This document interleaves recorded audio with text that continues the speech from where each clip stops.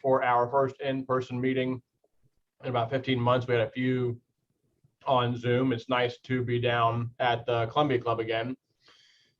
My wife, Lamita, presided over the meeting, and thanks to Graham for accepting the District Distinguished Sponsoring Kiwanis Club Award for 19 and 20 from IUPUI Circle K.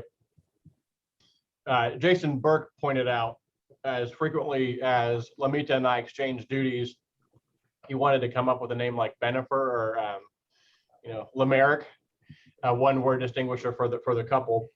But no, as we look forward towards the next couple meetings, we've got an update from Kiwanis International next week going into Memorial Day. Then we've got Becca McCracken in June, my Octopus speaker June 10th, and Mayor Bart Peterson at the Columbia Club. And we just locked up Governor Holcomb, which may be a third meeting at the Columbia Club. We'll talk about that in the coming days. That's great to have former Mayor Bart Peterson and Governor Holcomb on the agenda for June. With him being a Hanover and Navy guy, with my dad at Navy, my brother at Hanover, it's kind of nice to see his success, especially during the last year. Please register for the Kiwanis Foundation Golf Outing, June 15th at Eagle Creek. And we have plenty of space for foursomes and sponsorships and whole sponsorships and beverage cart sponsorships. If anybody has any logo material for their company lying around, we need koozies and teas and little gift bag items also. You've got our quarter service project. Any donations you can make would be appreciated for the Julian Center in Coburn Place. There are links in the weekly emails on items we need. If you order or drop off supplies, it will count as attendance credits for you perfect attendance winners. Let us know if you would like to nominate someone for the Kiwanis Spirit Award. A few people have suggested names. This is to honor our favorite, unfortunately recently deceased Kiwanian, Joe Marbaugh, and bringing his lifelong passion to the club. And again, just shoot Kelly, Olis, or I an email with a little narrative on your thoughts there. Thanks to these members with Kiwanis anniversaries this week: Pat McRory, celebrating 33 years, Mike Holstead at 25 years, and Rick Warren at 12 years. I will turn it over to Miss Jamie Smith, who will introduce Darnell Booker with Indy Thunder Beep Baseball, one of our recent grant recipients. Hi there, everyone. I would like to introduce, of course, as Eric just said, one of our recipients for Kiwanis Foundation of Indianapolis grant. Darnell Booker is a manager of the three-time world champions Indy Thunder Beep basketball team. Beep basketball allows those who are blind and visually impaired to participate in competitive sports at the local and national levels. He will now give us about 5 minutes, a little update. Hello there. Can you guys hear me? Yes, Hello? we can. It's Beep Baseball for the blind and visually impaired, and just a little editing. Well, Beep Baseball, the 4-time world champs. And baseball is an adaptive sport for blind and visually impaired athletes. Thanks for having me today and to sit at this distinguished table along with athletic director and coach Collier, a Butler, big Butler fan since 2008. I just want to sneak that in real quick, following Gordon Hayward. But I'm here to say that we appreciate the grant and we use them on Beep baseballs so we can have baseballs to have at our practices and at our tournaments that we will be doing this year. It's really amazing. This is our 20th season of competition. Our team has been in existence since 2000. This is our 20th year of competition that we belong to the National Beep Baseball Association. I just wanted to say again, thank you guys for having me. And I just wanted, like I said, to share with you a big event that's been in our city for the last 20 years. It's our annual Beep Baseball tournament. and then I will send an email out to Kelly. We are seeking volunteers for this big weekend. It's June 4th through the 6th, and she will share that with you in your newsletter. I'm open for questions, comments. Real quick, I can take some, but like I said, it's a really cool sport, and it's free to the public. Our tournament is June 5th and 6th at North Central High School on the rugby and lacrosse fields. Up there, you see the brackets, what teams are coming and participating. We hope to win our tournament for the 5th straight year, and we hope to bring home the Drive for 5 at the World Series, which is in Wichita, Kansas, July 25th through August the 1st. So we'll be competing for another world title. So Darnell, what made you get involved with this organization? In 1985, Beat Ball founded me as a senior in high school. I went to the Indiana School for the Blind and Visually Impaired, and I took classes at North Central High School. So I went to actually 2 high schools, but so I founded the sport. It founded me in 1985. At age 15, me and my friends are messing around playing this game called Cops and Robbers, and I got shot in my right eye with a BB gun, and I lost my right eye. So I'm visually impaired in my right eye, and I could always still do sports, but I had to adapt in a certain way and everything like that. I can still do normal things with my left eye, but finding beat baseball was a passion of mine. So I played competitive beat ball from 85 to 97. And then I decided to start my own team in 2000. And I could never dream and imagine of the great success we've had since 2015 when we decided to go younger, because beat baseball is a sport for youth and adults. I coach ages 14 to 55, but it is a young man's sport. So since we turned the switch in with younger, we've been really, really successful. And it's just a passion of mine because I love helping people, and I love, and the field I'm in is I work with youth and adults with mental and physical disabilities as a program director, doing after school programming, contracting through Noble Centers, and I also am a sales rep for Bright Ideas. So my passion is beat baseball. Nobody gets paid. It's all strictly volunteer service, and I just love helping people to overcome their disabilities. No, that's fantastic, Darnell. Thanks for applying for the grant. I'm glad that Kiwanis was able to help you out. Thanks, Miss Jamie, for your introduction. And now we're going to turn it over to famed author, luminary, inspiration to one and all, Graham Honaker, who will introduce today's speaker.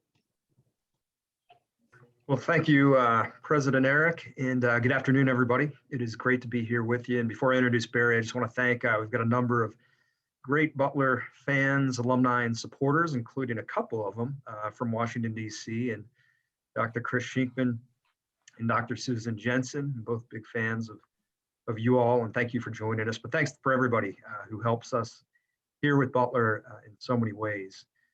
This is maybe one of the tougher challenges in my 9 years of being in this club is giving Barry a proper introduction.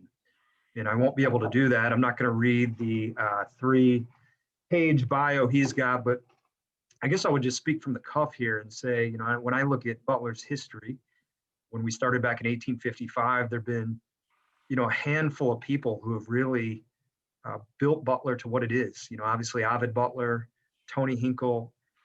We've had great presidents and others, but I'd absolutely put Barry Collier at the head table, with that list of where we are right now. And Barry just has such a rich history with us. He began here as a player in the 1970s. He was a coach here.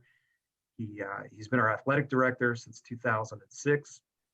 Many of you know he richly deserves a lot of credit for the formulation of the phrase, the Butler way, and what that has come to stand by. But he's one of the most highly respected athletic directors in the country. And for me, in my 9 years here, I'm blessed to work at a place I love, but you're really blessed when you can work with people that you can learn from.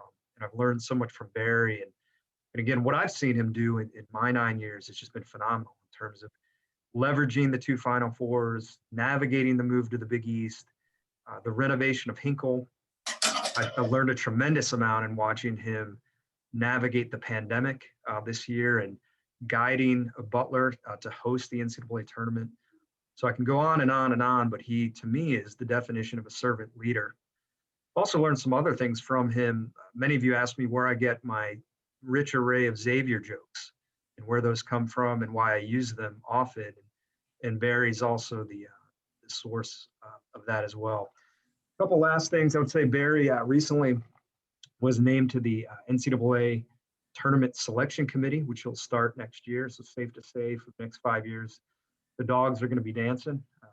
Joking, Barry, but hope you'll put a good word in for us during your tenure on the committee. But again, I just can't say enough about Barry Collier, what he's done as the athletic director here, but in so many facets at Butler University to get us to where we are today. With that, I'm going to turn it over to Barry, who's going to give you an update on what we're doing at Butler, how we've managed the last year, and what we have to look forward to here. So Barry, it's all yours.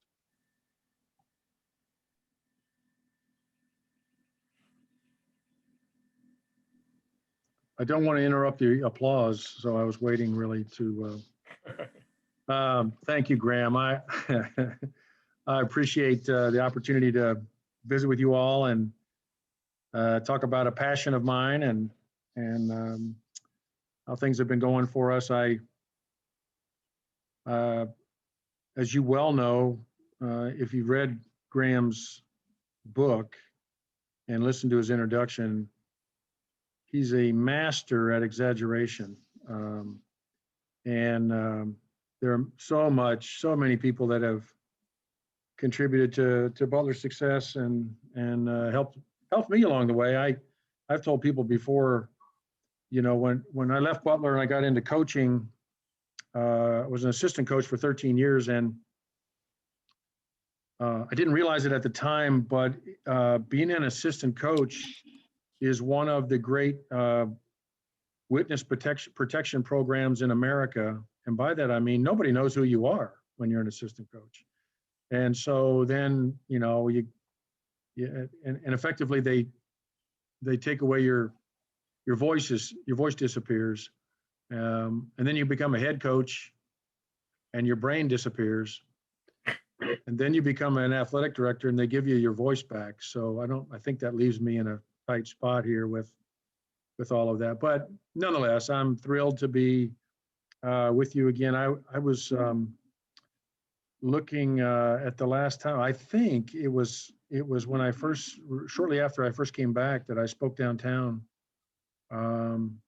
to Kiwanis, and I came back in 2006. So I think it was the next year that I did that. So I'm happy to be back. It appears that either people have forgotten my speech at that time or I did okay then. So I'm thrilled to be back. I did think that it'd probably be helpful for those that don't know, give a little bit of context or scope of athletics at Butler. We have 560 athletes at Butler. That is about 13 or 14% of our student body, which is a really big number. Those kids all sit on 22 different teams. 2 of them are spirit squad teams, but they're as much athletes as anybody else. And of our 20 intercollegiate competition teams, all of them are Division I, and 19 of them are in the Big East, and 1 of them is in the Pioneer Football League. You can imagine which one that is. And those 2 conferences, we've been in the football conference for the longest time, but since the early 90s, that formed up, so 30 years. And then we joined the Big East about 7 years ago. And both of them have been very, very good for Butler for different reasons, but mostly because they allow us to have sports that fit what we need and can support, and you're always looking to support them at a higher level and help them be successful. But that's the bigger thing here, is largely that the opportunity that they get, right? And it's for all of us, it's the opportunity we get, and then whether we take advantage of that. So one of the things we tell every one of our student athletes is that that they are Bulldogs by invitation only.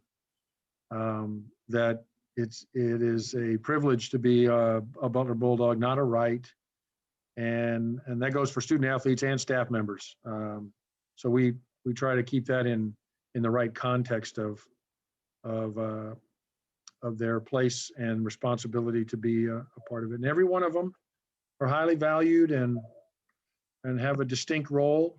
Some of those roles are more similar than others, but everyone has distinct values to bring to a program. So we want to make sure that they all know that they're valued. And then ultimately the question or the opportunity that they have is to make a decision every day about their actions. And then we simply apply the consequences. So they get to decide what they're going to do. They don't necessarily get to decide the result.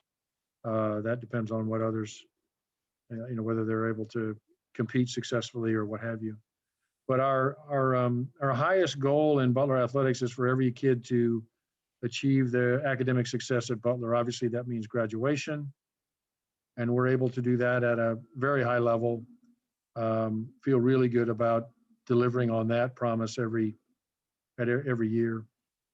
We also know that they're here to compete. They're picking a school to compete at to begin their collegiate career, and so we try to make the best resources available to them to be successful, whether that be coaching or facilities or scholarships or what have you. And we're not an operation that is anywhere close to the top of Division I.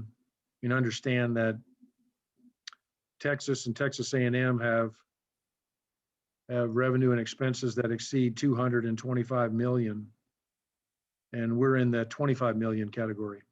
So 1/10 of that, and yet some of our athletes can compete at a very high level and do compete at a very high level because they take advantage of the opportunities that they do have.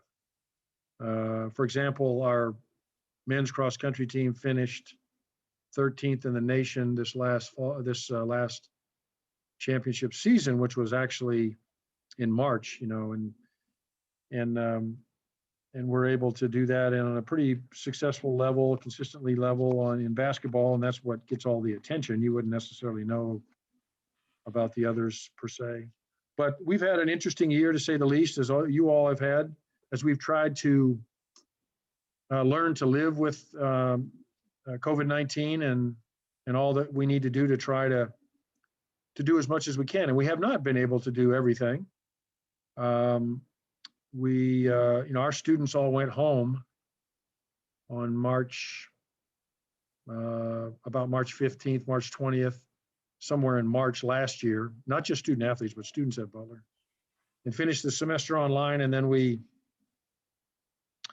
slowly started to come back. We were learning all along the way, right? We didn't know about protocols, cleaning, masks, didn't have vaccines at the time and all that, but there were about 15 layers of, we called it Swiss cheese, right? So each layer had some holes in it, but if you put 15 layers of Swiss cheese on top of one another, you're going to have a pretty good defense against COVID. And we ended up having about 150 of our student athletes who tested positive through the course of the year. And now 0 of them were impacted seriously. None of them spent the night in the hospital or, was on a ventilator or those kind of things. But it was, not to minimize anything, right? But they're just young and healthy. And so they were able to get through that. But we had to come up with all these protocols, as everyone did. And we really wanted to stick with the opportunity to play. My personal opinion was we may not be able to play, but we're going to try to play. We're going to do what we can and see if that will work. And we're not interested in taking undue risk. But no one was really interested in staying in their basement closet until somebody else waved the victory flag. So we did try to do as much as we could. We came back in the fall. Over the summer, some of our athletes were able to come back onto campus. And then at the start of school, all of our athletes came back, but most of their seasons got moved to the spring. All the fall seasons, football, 2 soccers, 2 cross-country teams, and volleyball got all moved to the spring, right on top of those spring sports. And so we knew that would be a challenge. And then we started with basketball. The 2 basketball teams were able to start their season. And we had a number of protocols in place. Our capacity was restricted to about 2,000. It was 25%, but it also required social distancing. So we were able to only seat about 22,000 or so. And then, but we were able to be successful in that way. We didn't have a single case transmission traced back to any of our games the entire year, men or women's basketball. In fact, we haven't had any trace back to any sport. So anyway, we were able to pull that off. And then, as you all know, March Madness was coming, and it was canceled last year. And so we were able to partner with many of our Indianapolis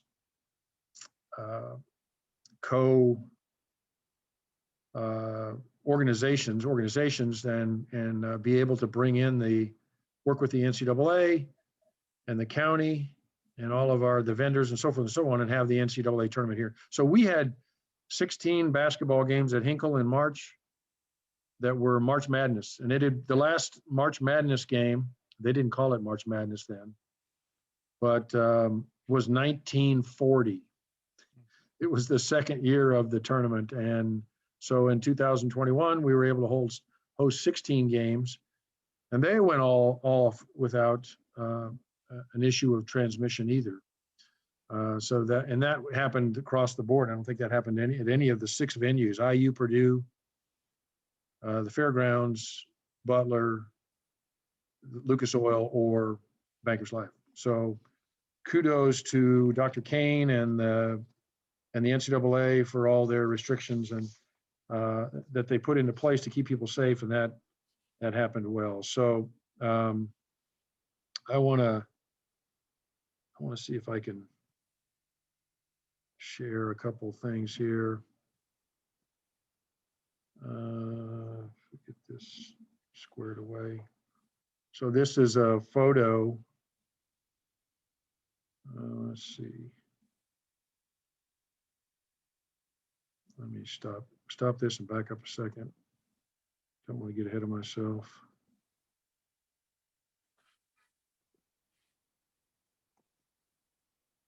There we go now.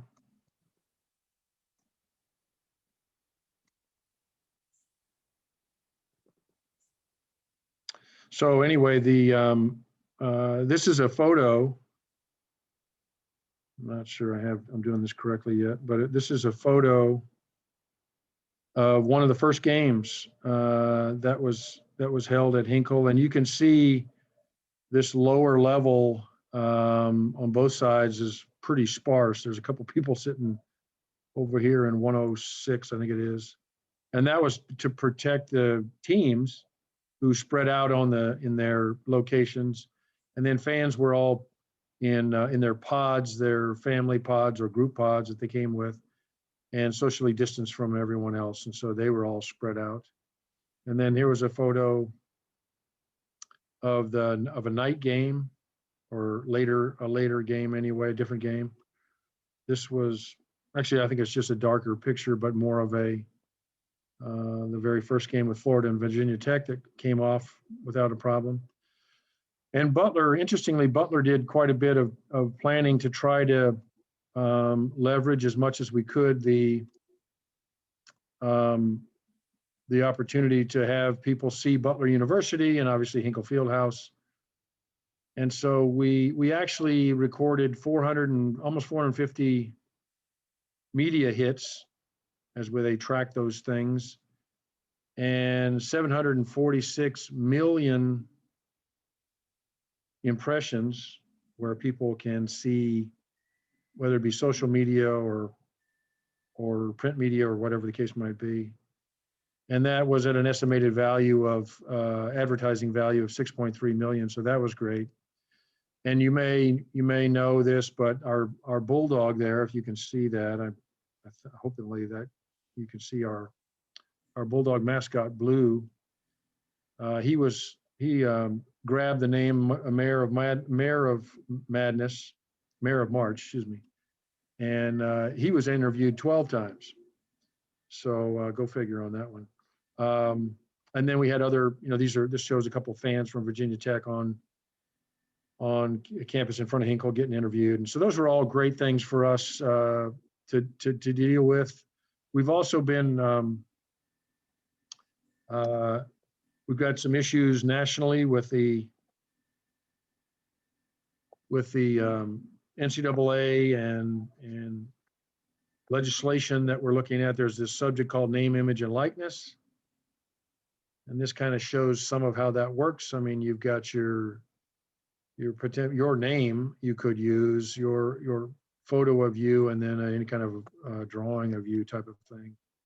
You can see there the type of activities that could take place with autographs or promoting a business.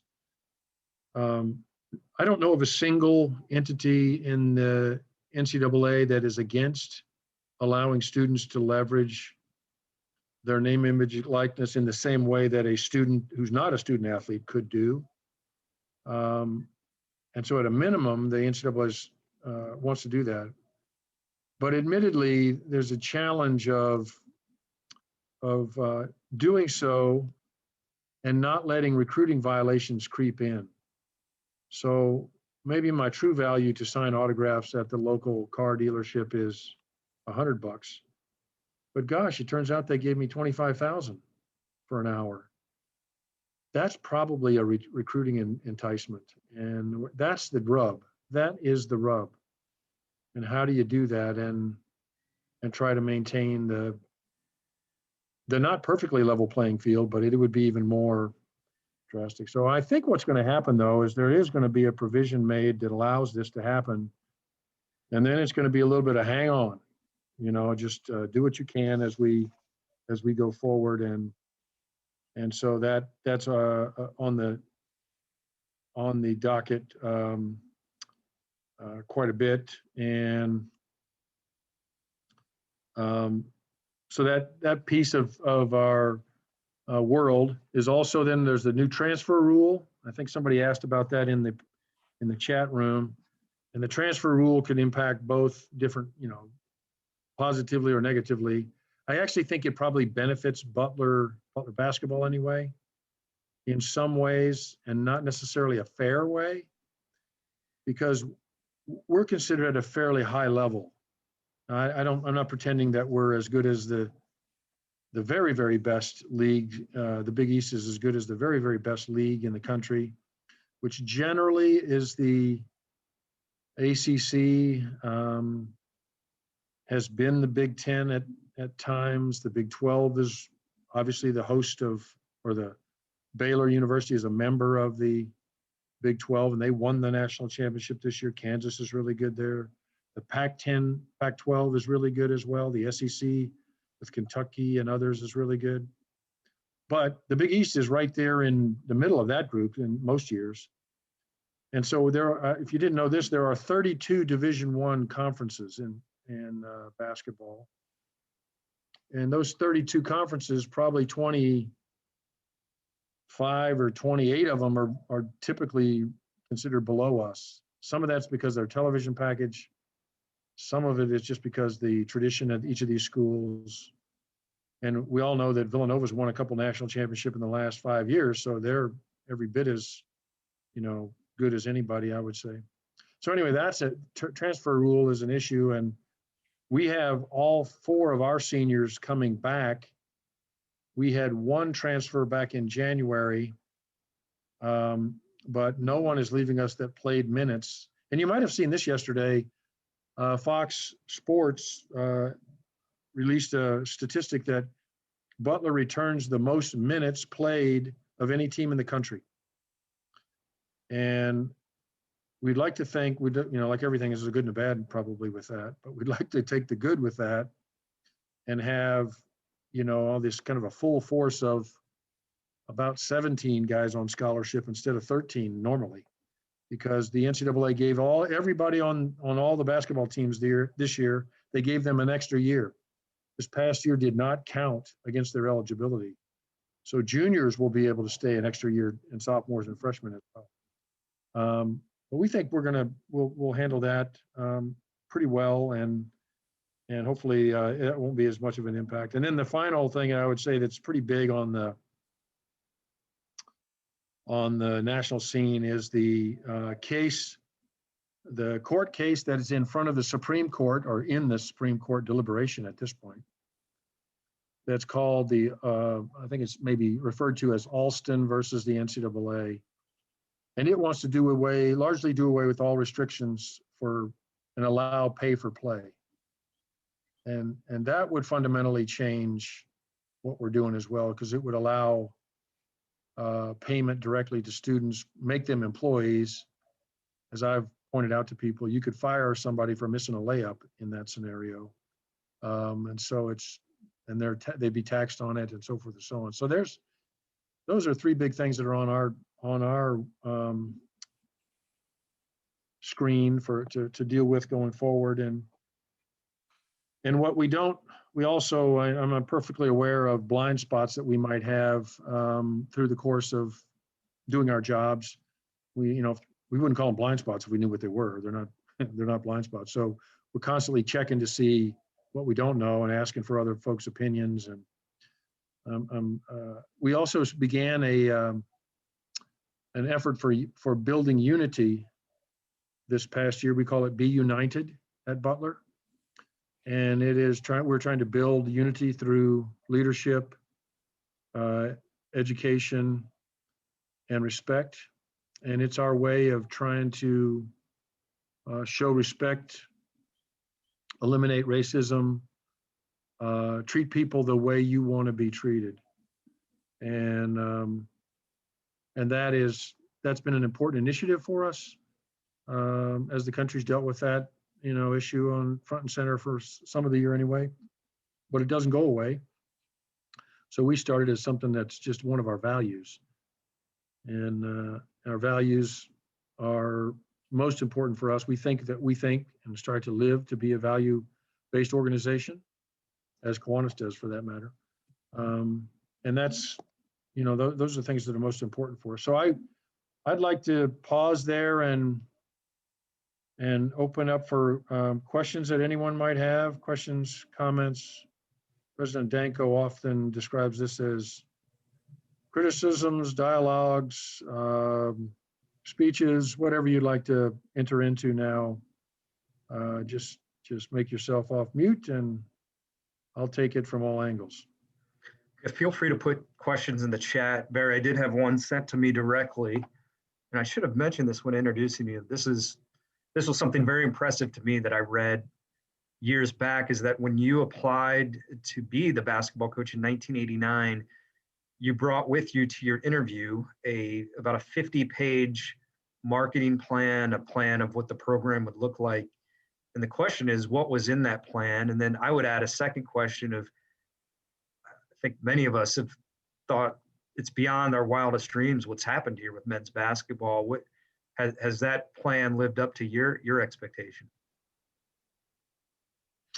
Well, thanks for the questions, Graham.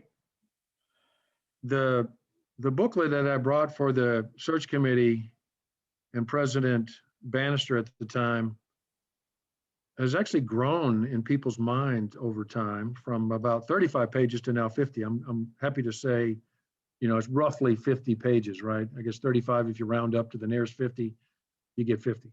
But at any rate, I was an assistant coach at Stanford and applying for the job at Butler, and didn't really, I'd been gone for 13 years as an assistant coach. And as I mentioned before, I was a member of that witness protection program at that time in California at Stanford, but our team was good and I had some really good mentors.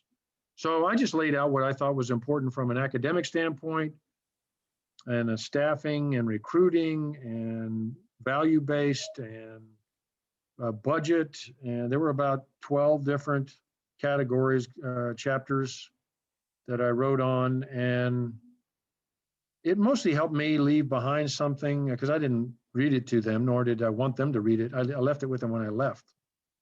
But it gave them something to remember, to refer to. It also made obvious that we were going to be, this is something that I wanted to do, promised to do, and was held to do. And I do want to remind everyone, if you've forgotten, I haven't, but the first year at Butler, 1989-90, we played 28 games. And as I like to exaggerate, we poured in 6 victories. So we were 6-22 that first year. And I'm not sure exactly why, but President Bannister at the time came in after that season and extended my contract by 2 more years. So from going to a 3-year contract to a 4-year contract after a 6-22. And I'm thinking, I guess I don't know how this works, right? But anyway, we turned it around right away and won 18 and then 21 and, kind of started the reversal of things. And I would say, that having stuff down on paper does help me. I think it probably helps a lot of people. So that little booklet was helpful. And then as far as, reaching goals and so forth, I really think you're best off if you try to break things down and just accomplish this. And this might be something, just today's list of things to accomplish. And that you build on that every day. And that if you mess up, you got to go back and something takes longer than you wanted to do. But I don't know of a reason why you can't be successful. If you're not allowed to play, we're not going to win the NBA championship because we're not in the NBA. So that's not one of our goals. And we don't meet every single goal of winning every game or even graduating every student, but the opportunity is there. And we've got things in place that make those happen more often than less. And so, I've talked about the expectations and dreaming about doing well. And I've told this story before too, about in 2011, 10 and 11, we're in the NCAA tournament at the Final Four playing in the championship game. And I turned to my wife and said, in your wildest dreams, did you ever think we'd be here? And she said, honey, you're not in my wildest dreams. And I was really disappointed with that answer that she gave me. But I think that never spent a lot of time, doing anything but working to make things happen. So that's what I would say about those two things, Graham. I would add too, I think the most impressive, maybe the most amazing statistic when we were researching the book is that in 1989, there were 15, so we've got twice the number of people, more than twice the number of people on that call. We had 15 paid season ticket holders at Butler. And again, if you think that's not all that long ago, but again, he hates getting credit, but what Barry's done here and a few others to go from 15 paid season ticket holders to where we are now in the Big East is phenomenal. It's pretty amazing in my opinion. Barry, a couple other questions here. Some of your favorite memories, personal memories while you've been at Butler? Yeah, I can, I could share one when I was coaching, and then another one I consider myself more of a support person than I think basically all administrators are support people. They're trying to help their organization be successful. But when I was coaching, I remember the first year we won at the time, the Midwestern Collegiate Conference Championship, and we were going to the NCAA, and I thought, this is it? This is all this feels like? And it hammered home more of the idea that it is all the things along the way. It's the journey that is so important. It's not if we'd have lost that game by a point or two, which we've done that also, that doesn't diminish all the good things that had happened at that point. But it certainly was a crowning goal and or crowning achievement, and something that we look forward to. And then I to see the success that our student athletes have, I cherish graduation. Attend graduation every year, and I want to see our student athletes who put in a lot of effort, and they want to be good in their sport, and they want to play their sport, but they also requires them to be very organized and take care of their academics first, but then find time. What I often tell them is that they can't be the best dancer at the club or necessarily be really good academically, be really good in their sport, and then be really good at 6 other things, no matter what they are.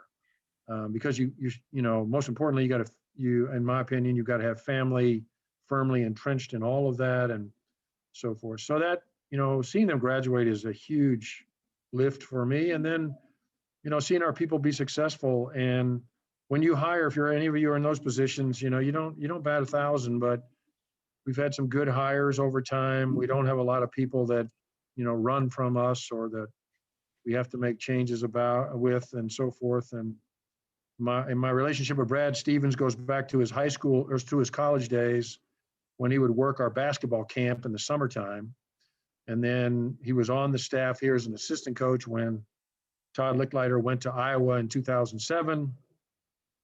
And I just, if you got to interview him and you got to know him, and I tell people, hey, he had an 8-month interview because I was watching the basketball program for 8 months when I first came as the athletic director. And then Todd left, and then I needed to find a replacement, and it ended up being looking first at the coaches that we had because we had a lot of success. If you're not having success, you're probably not looking internally as strong. But and Brad wasn't the most experienced, but his clarity of thought and gift of expression and organizational makeup was like ridiculous. And the only problem was he was 30 years old, right? Like that's a problem, right, for the rest of us that are not 30 anymore. But he didn't have a ton of experience. What I substituted there was all of his experience was at Butler, and all of that experience was good. And that didn't mean it was all highly successful. It just means that it was good. You could learn from all those things. And so I wanted, I've always wanted integrity first. He had that, of course. I wanted intelligence. Maybe you don't know it because as an assistant coach, but you can see it when you talk to people and see their plans and interview them for 8 months. I wanted to be an excellent communicator. He's as good as there is anybody that I've ever known that way. And I don't mean just coaches. He has also got a high motor. You don't necessarily see this, but he's very hardworking and also smart working, right? And the last thing was the experience piece. And once I got comfortable with that, in he came, and then he had too much success, right? Off he goes to the NBA. So those are great things. And Chris Holtman's having success at Ohio State, and I want all of our teams that continue to have success. And so we're working together on that. I did see that somebody asked about esports, and esports at Butler is a somewhat of a separate entity because while it's wildly popular, nobody's figured out how quite to make it self-sustaining anywhere close to that or profitable. And it's not really, it's like I say to people, it's a sport because we call it a sport. Somebody was really smart on the marketing side to say esports, but it's a video game. Okay, all right, I'll back off and move on to the next subject there. But at any rate, that is in Butler's plans to have a esports, and we're supportive of it. The Big East is involved a little bit, but it's not really under our purview in athletics. Got a couple more minutes. Barry, can I ask a follow-up question? Sure. On the hiring? I think I'm gonna see Barry at dinner, so I'm probably gonna get in trouble for he hates praise. I know that, but I'm gonna say I've been around some phenomenal athletic directors and been blessed to be at some great programs. Barry's ability to hire is unbelievable. A lot of athletic directors or schools will hire consulting committees, and in the book we talk about this, but we pretty much give Barry the ball and let him run with it when it comes to hiring a basketball coach. And now it looks like the hiring of Brad, was ingenious, which it was, but at the time Brad was 30 years old. I put in the chat, he looked like he might have been 15. That was a risky hire. He didn't have the head coaching experience. Chris Holtman, we had a couple of other really strong assistants that were theoretically higher on the experience poll than Chris when he got hired. But Barry, can you talk about maybe how your gut and your intuition plays into hiring? Because that, as much as anything, has kept Butler at a high level here. Well, I can talk about my gut, but I sure don't want to show you my gut because that's not very attractive. But I don't think that I'm not that impressed with me. I mean, in that category, that we've been fortunate to hire really good people, and we have a good place. That gives you a good start on things. And I think Laval will be very, very good.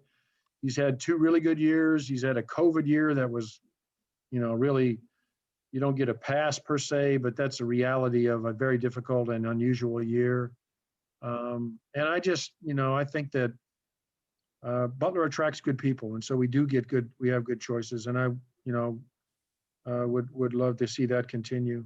I don't think the NCAA will make significant changes with the basketball tournament going forward. Somebody asked that question. They're going to be able to get back to the 8 different sites around the country regionally, and sell the game and grow the game in those locations, and those are important pieces for the cities to attract visitors and so forth. So I think that'll go back to normal. And Butler's too small for the most part. Our 9,000 seat arena is too small to attract the tournament anymore. They're 13, 15, 17, 19,000 kind of at the small end of it. And yes, our faculty and staff do play pickup games in the field house. And Graham is one of the dominating players in that weekly game. And we don't have fast breaking, we have slow breaking, but we do play basketball here, yes. Yeah, I'm small, but I'm slow, which is how you would describe most of the players in our league. Do we have any other questions? I want to be respectful of Barry's time here. Do we have any other questions for Barry here? I have a question with regard to playing high school basketball games at Hinkle. There's a lot of history in the state finals there, but also sectionals and regionals. Is that possible in the future? 2 things happened, Bill, with that. We used to have those games here. The NCAA has changed their rules. We wanted to host the Indiana-Kentucky All-Star game here, the one that's up here. And the NCAA will not allow that. That's considered a recruiting advantage. The other challenge that comes in is whether we're not going to give up the building and put our teams at a disadvantage, so we don't have as many windows as we used to. But the NCAA recruiting disadvantage and the timing of the tournaments have led us, even the NIT, when we weren't going to the NCAA tournament or even playing in the NIT, it was a pretty good guess that we wouldn't need Hinkle during those days. So I hope that we can, we'd like to do it. There hasn't been much interest in doing it from those organizations, IHSAA or what have you. So we're kind of stuck with that. Barry, we have one more about, do you envision a remake for Hoosiers or a sequel? Yeah, that would be awesome, but we've got to have somebody. We needed Gordon Hayward to make that shot down at Lucas Oil about 10 years ago, 11 years ago. So, that, as you all know, that was a true life story, and there's some magic in that too, right? That and they use some poetic or artistic license to spice it up with Dennis Hopper and Gene Hackman and so forth. But I guess I hope so. But maybe it's a different sport or a different entity, or maybe Butler can win a national championship and we can put all this together we've talked about today into a movie. I'd watch it. I know that much. Hey, Barry, before I let you go and off the hook, this is in 9 years a record that I've not heard one Xavier joke from you. And we don't allow Xavier graduates into Kiwanis. They're probably allowed into Rotary, but do you have talking. anything? In that case, let me help. I really have a joke, but I do know that I don't want to say anything bad about Xavier. I just really shy away from that. But it is a place where they think that hepatitis B is a vitamin. Now that's a problem. So, and that tells you all you need to know about Xavier. Graham, I have a question. Barry, what would Tony Hinkle think about what we've accomplished at Butler? Are we the tradition that he would have? You knew him, I knew him. What do you think he would say today? I think he'd be thrilled, Greg. I think I did have one story when we redid the field house and expanded and made a place for us to have the hospitality in the Wildman room, and we put a bar in at one end, and we were serving liquor and so forth. Tony Hinkle went home, and his daughter told me this story. He said, "You can't believe what they did to the field house." And she said, "Dad, what'd they do?" And he said, "They put a saloon in the field house." So I don't know what he would say about all that's going on, but he was Butler through and through, and he'd be pretty proud, I think. I think he'd be proud. Yeah, Yes. thanks. Well, Barry, before I turn it back over to our president, I want to thank you. You know, in all my years in working in higher ed and athletics, not had a better role model and a mentor and somebody to learn from. And then I also want to thank all of a number of our, again, alumni, donors on this call who have had such a big hand in elevating Butler as well. If you're not one of those but are interested, I think you know my number, and I'm happy to engage you in a conversation. But Barry, we really appreciate it. And Eric, do you want to present Barry with the certificate here? Yeah, thank you very much, Barry. So we will make a small donation in your name to the Trinity Haven, a first of its kind program in Indy, providing housing for LGBTQ youth. And to your point on Brad Stevens being a master next level communicator, my wife was 2 years behind him at DePaul and was a communications major. And she went on to become the youngest segment producer in the history of Good Morning America and won a couple of Emmys there. So it must be something in the water in Greencastle that just seeps in to connect the brain to the mouth. So no, thanks again so much for your time, Barry. Thanks to Graham for lining this up. We've got 5 members from the Kingston Jamaica Club joining us today. They've really been diligent supporters of our Zoom meetings the last year. So we always appreciate it when they join us. Again, thanks, Barry, for your time. Thanks, everybody, for joining us. And the meeting is adjourned.